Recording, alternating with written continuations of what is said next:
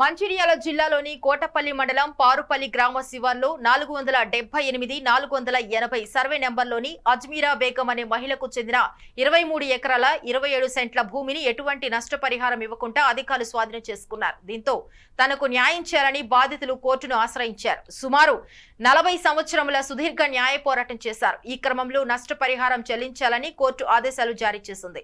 అయినా రెవెన్యూ అధికారులు నిర్లక్ష్యం వహించారు. అధికారుల నుండి ఎలాంటి సమాధానం లేకపోవడంతో బాధితురాలు మళ్లీ కోర్టును ఆశ్రయించారు.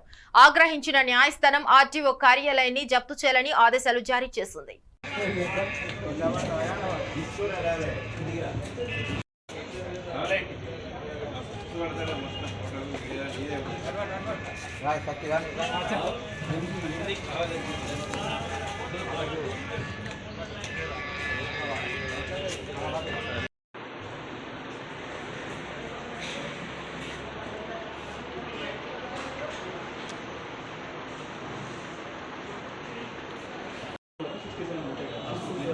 ఏ నెంబర్ ఎక్కిస్తూ ఆ నెంబర్ బ్రేక్ చేస్తాం. ఓకే.